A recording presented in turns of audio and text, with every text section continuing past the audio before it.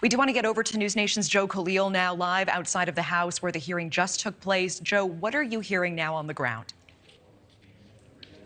Well, what we heard was that a lot of people saw this today as a historic moment, one that was a watershed moment. And what they meant by that, as people were coming out, is that they feel like the hearing today did more to sort of break down barriers, the very real barriers that existed around having this discussion at all. It wouldn't have been that long ago that if you brought up UFOs or UAPs in this building, you might have gotten laughed at. And several members of Congress sort of made that point today. But as Brian referenced, this wasn't, conspiracy theory type things. You had three people who were very credible witnesses today talking about things they had seen, talking about things that they had heard, many firsthand accounts. And you had members of Congress genuinely curious and asking questions, wanting to learn more. And we're told that there is going to be a lot more coming up after this hearing, things like field hearings moving forward. And as you guys mentioned, wanting to get David Grush into the SCIF, those rooms that are private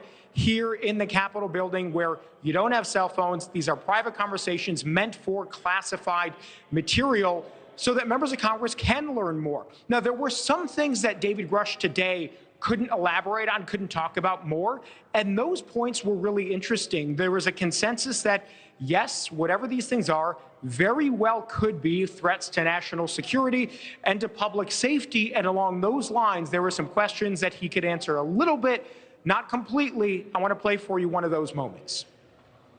Do you have any personal knowledge of people who have been harmed or injured in efforts to cover up or conceal these extraterrestrial technology? Yes. Personally. Have anyone been murdered that you would think, that you know of or have heard of, I guess? I have to be careful asking that question. I directed people with that knowledge to the appropriate authorities. So very interesting there, and it's a wonder whether we're going to get answers to those questions anytime soon. Certainly Congress wants answers to some of those questions more directly as well. And Natasha, I think the other thing that we were left with as people were coming out of this hearing was that there have been people who have been for years following these stories and following this type of coverage. And they felt like today was sort of a culmination of years of their work. Again, sort of validation and the sense that we are hitting what today was a historic moment in the conversation about this. They're hoping that today, I'm told in one person's words, breaks the door open and that more people come forward, that there isn't this sort of stigma around many pilots who have witnessed things like UAPs in the air but simply don't want to come forward. They think that what was said today in that hearing room is going to go a long way in alleviating some people's fears in that sense.